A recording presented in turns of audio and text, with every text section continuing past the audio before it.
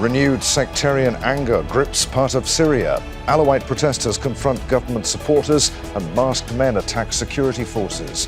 Alawites say that they're being marginalised. How serious is this latest threat to President Al Sharaa's effort to unify the country? This is Inside Story.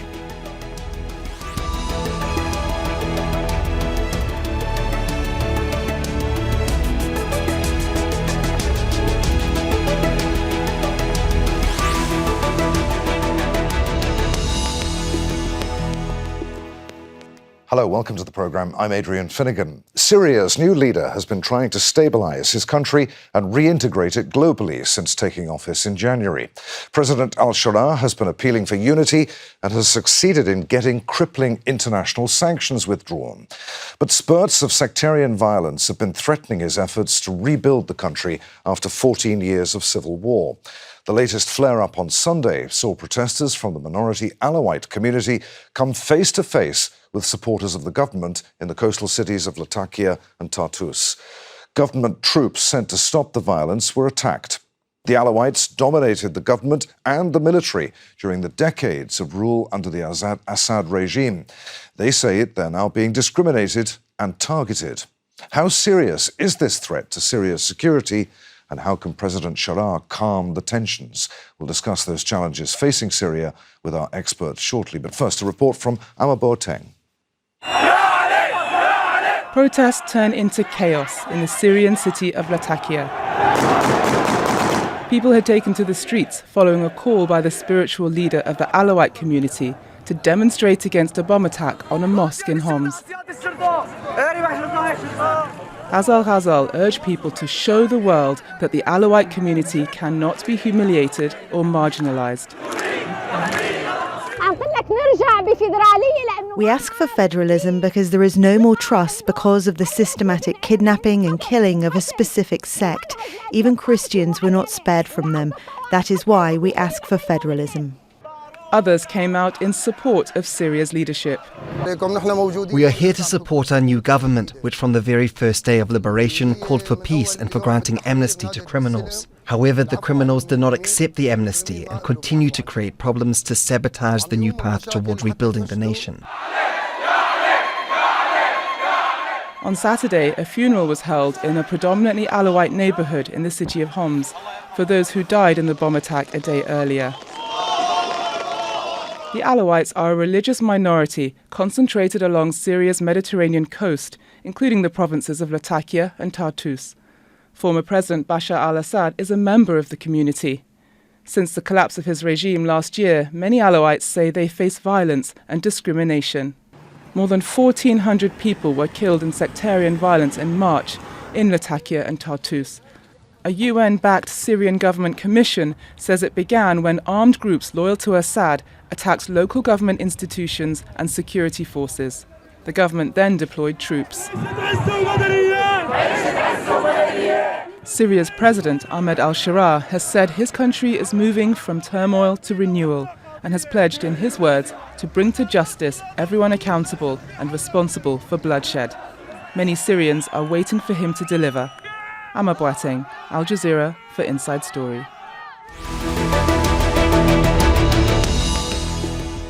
Let's bring in our guests. Joining us, Fadel Abdulghany, founder and executive director at the Syrian Network for Human Rights. He's with us in Doha. Gamal Mansour is a specialist in comparative politics and international relations and researches Syria under Bashar al-Assad. He joins us from Toronto. And Labib Nahas is director of the Syrian Association for Citizens' Dignity. He also joins us from Doha. Gentlemen, welcome to you all. Fadel, let's start with you. How dangerous a moment is this for both President Al Sharaa and for Syria as a whole? How close is Syria now to a wider sectarian escalation? Like there may indeed be external backing and internal agenda influencing certain faction within the Alawite community, the Druze community, and even among the Kurds. the appropriate response by the government to such dynamics is not the inclusion, but participation and more participation. The essential here, how the government should respond, not from now, if since the start of this political transition. We published a comprehensive vision in March 2025 about how the political transition should take place in Syria. Syria is not the first community facing a transitional period. We need to rely on our experience and the literature.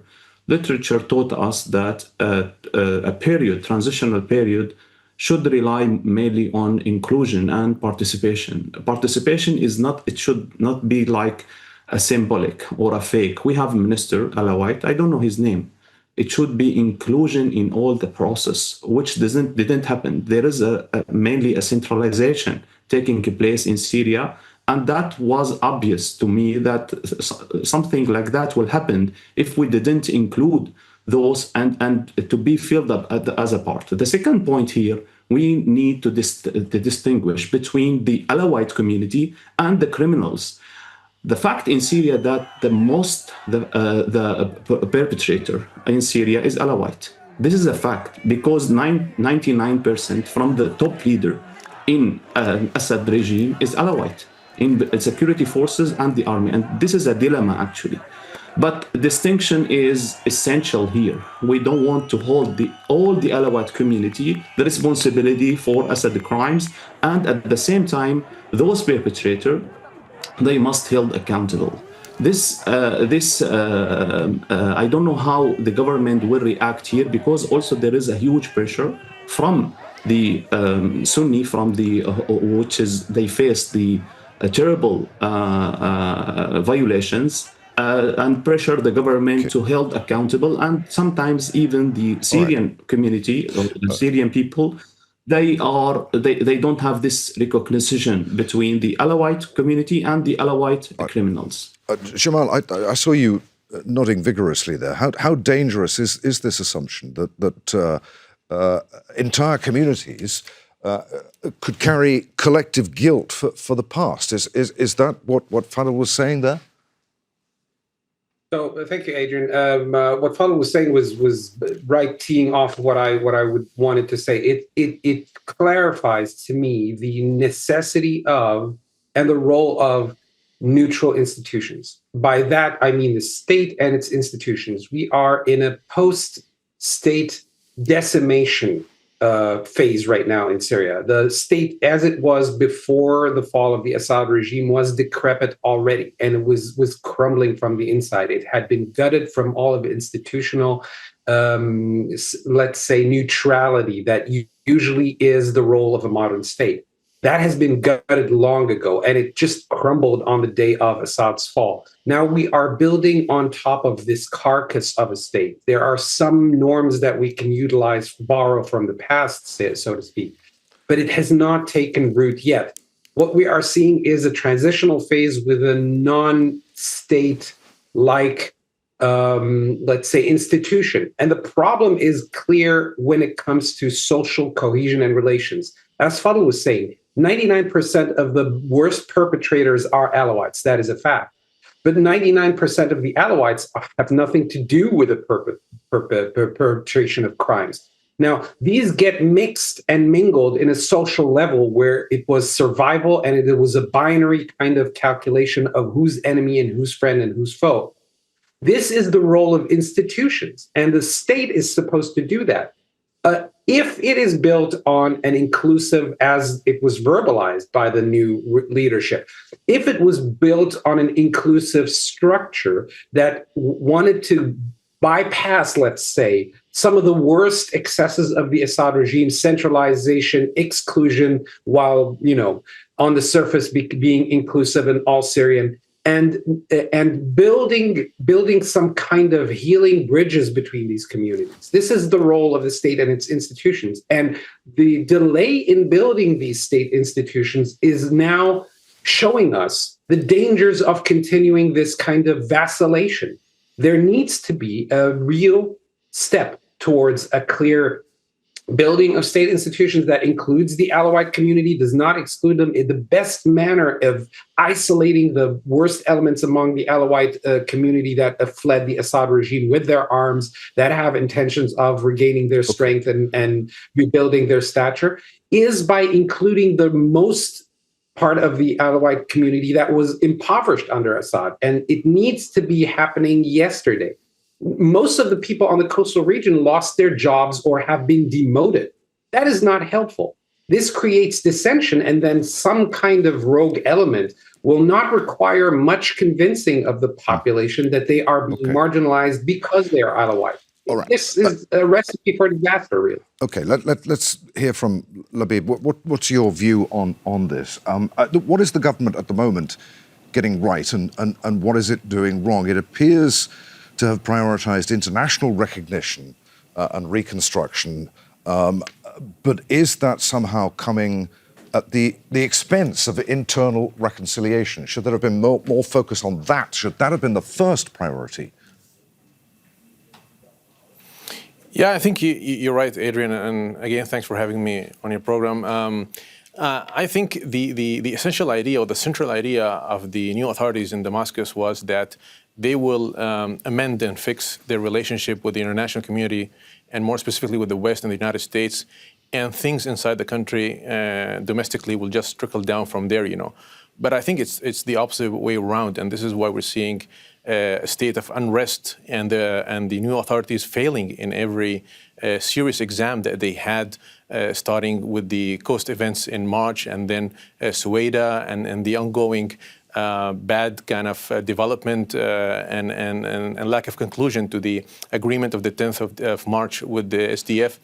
So I think the authorities need to focus on the domestic and national front and give it the maximum priority. As your guests were mentioning, there has to be an understanding that the Alawites are not a monolith. And they have to deal with the Alawites in different ways, depending on the segment they're targeting. So there are some Alawites that they committed crimes and they're still regime loyalists, and probably they're hoping for something to happen in the country and recover their status. Those, they don't have to be lenient with them, and they have to be really firm and work on consistently demilitarizing them and neutralizing them if needed. The rest, you could have some regime supporters, but that did not take part in the atrocities, and others that did not have anything to do with the previous regime. And those we have to address, basically to move them away from the sense that they are a besieged community, that they are sitting ducks just waited to be targeted, that they need to prove that they're innocent. And in that regard, what needs to happen is to launch the transitional justice process and the social cohesion initiatives that the authorities should encourage, should support in the case of the social cohesion, but they should not lead themselves, because I believe the authorities have reached a dead end with certain segments of the Syrian society, and they have to give leeway to the Syrian society, the civil Syrian society itself, to start this healing process. On the other hand, on the transitional justice track, this is definitely something that they need to lead the authorities. I'm referring to here in terms of creating the right legal framework, putting the right expertise, learning, as Fadel mentioned. We're not inventing the wheel here. We have the cases of South Africa, of Rwanda, of Argentina, of Germany post-Nazi. So this needs to happen because, as a matter of fact, although some people might see the transitional justice as a targeting of the Alawites, it's totally the opposite. Because on one hand, it will give the Arab Sunni majorities who feel that they are the biggest victims of the Assad regime, that there is some process of justice and closure for them. So that will prevent them from thinking of any retaliation and vindictive acts. On the other hand, it will protect the Alawite community from attacks based on false or wrong assumptions on their role in the previous regime. All right. So I think that transitional justice is a must, and it's urgent. We will come to the issue of transitional justice and what a credible form of that would actually look like in a few minutes. But first, Fadel, the government blames remnants of the old regime for violence. I mean, how credible is that narrative on both political and security grounds? And picking up on what Labib was saying, is the government making a strategic mistake by treating this primarily as a security issue rather than a political and a social one? I think I think both. There is a security issue, and for sure, what is the report from the Washington Post, New York Times? What's obvious about? And there is, like as I mentioned, it might be as foreign funds also for those. There is a huge challenge facing the Syrian Authority internally and externally.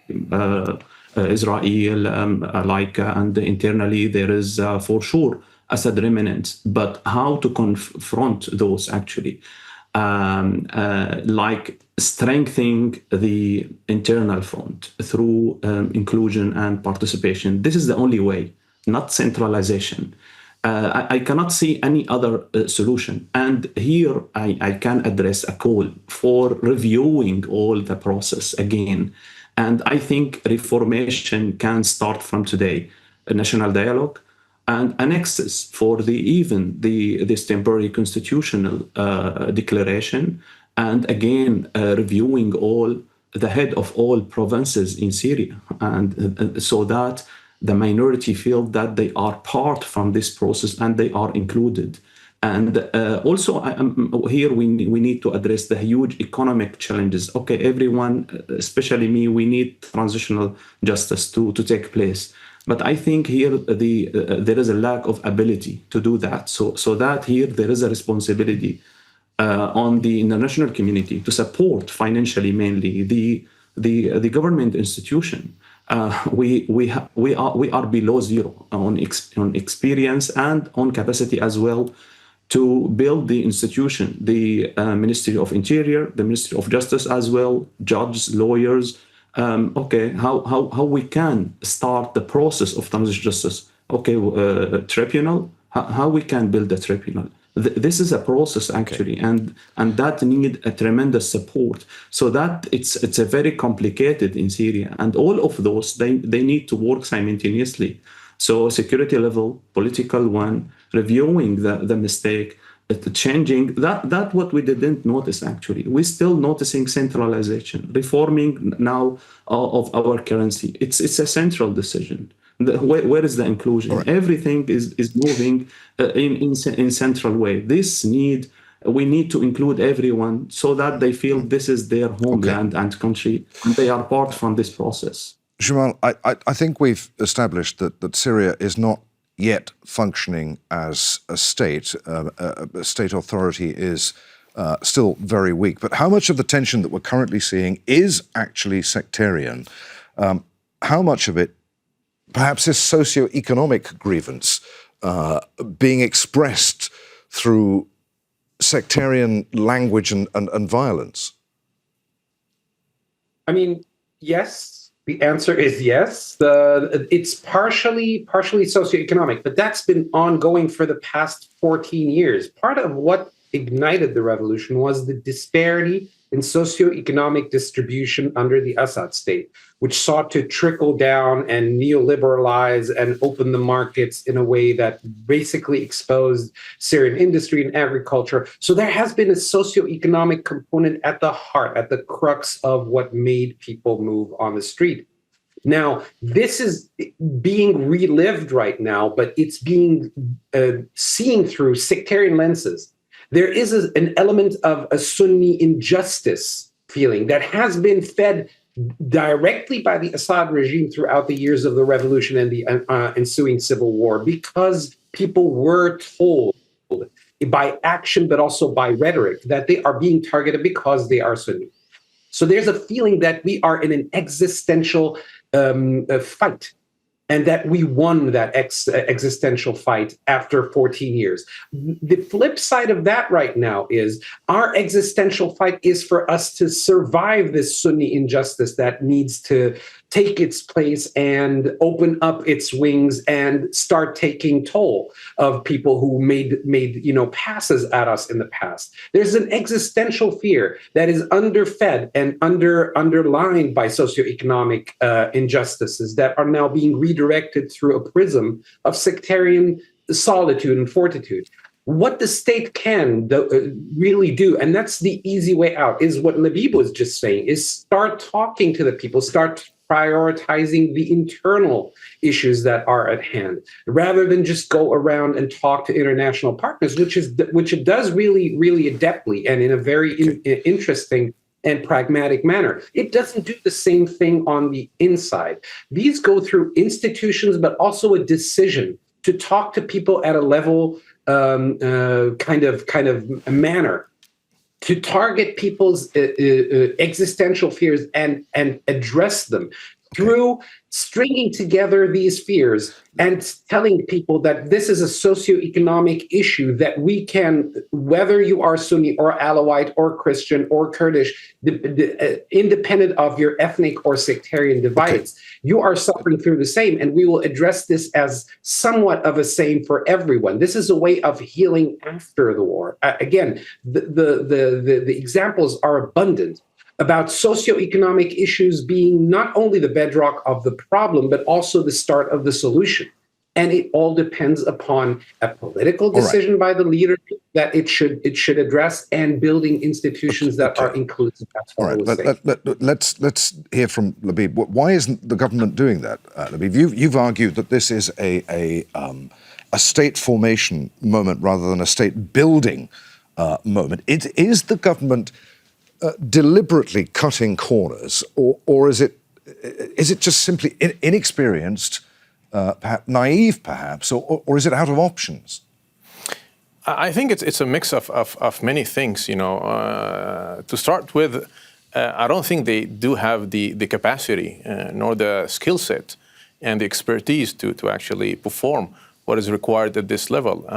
Unfortunately, they're still basing their policies on what they call the Idlib experiment, or the salvation government that they had to run Idlib, and that wasn't precisely a very successful story, to be honest. So on one hand you have the lack of expertise, and on the other hand it's still a one-color government, or one-color authorities. And by that I'm not referring to the fact that the vast majority are Arab Sunnis, but the fact that it's still HTS running the show. And this is something obvious to Syrians, to the majority of Syrians, and also to the minorities, And that constitutes a certain kind of barrier between these authorities and wide segments of the Syrian society, including amongst the Arab Sunnis themselves, The other issue also has to do with the philosophy and the understanding that the authorities have of this period.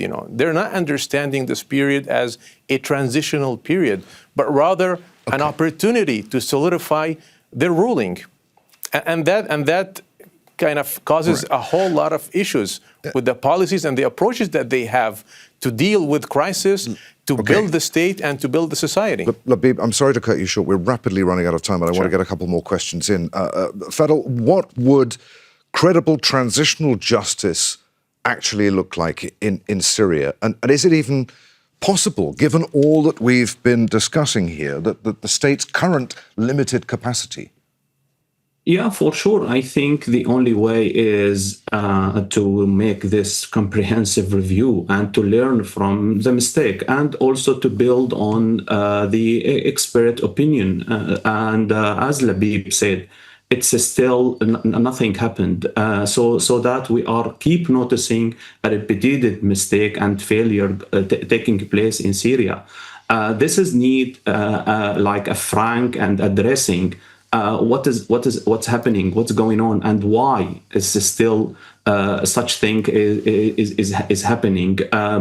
We are not only noticing that there is an anger in between the minority, but also, as Labib mentioned, in between the Sunnis, because there is no clear transitional vision, transitional justice vision. Where is the vision actually? So there is an angerance because the government didn't address well this complex, and at the same time, the key issue here to hold the perpetrator accountable. So there is a huge fragmentation taking place in Syria because of, I think there is a lack of experience to deal with all of those so complicated issues by a few people. As Labib mentioned, mainly they are from HTS. Gamal, a year from now, what would failure look like? What would success look like for Syria's social fabric? What single policy decision in the next 6 months could prevent a slide into wider violence in Syria? So an institutional plan of like a viable blueprint for rebuilding the Syrian state with institutions at hand, rediscovering or revisiting the constitutional document that was signed unilaterally after show kind of mock national dialogue, establishing a national dialogue, bringing in the Kurds, bringing in Suwaida in terms of trying to reach out to civil, not religious leadership in parts of that province. Including forces of order in some kind of reformation and training, holding accountable those who actually perpetrated the crimes in Suwaida and the coastal region. Lastly, a transitional justice very quickly. That is viable. Yeah. All right. Labib, we have about a minute left on the program. What would be the clearest sign that Syria is moving towards genuine national unity rather than deeper fragmentation? I think there has to be a new national unity government formed pretty soon that will take advantage of the missed opportunities that we had before, the ones that Gamal just mentioned, the National Dialogue Conference, the Constitutional Declaration. They all have to be visited, but then implemented in a way that convenes with the current situation. The second thing, the transitional justice.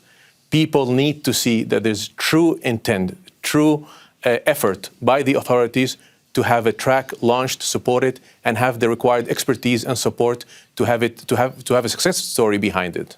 All right, gentlemen, there we must end it. Many thanks indeed for being with us today on Inside Story. Fadel Abdulghany, Gamal Mansour, and Labib Nahas. And thanks for watching. You can see the program again at any time by going to the website. That's at aljazeera.com. For further discussion, join us at our Facebook page. You'll find that at facebook.com/AJ Inside Story. And of course, you can always join the conversation on X, our handle there at AJ Inside Story. From me, Adrian Finighan, and the team here in Doha. Bye for now.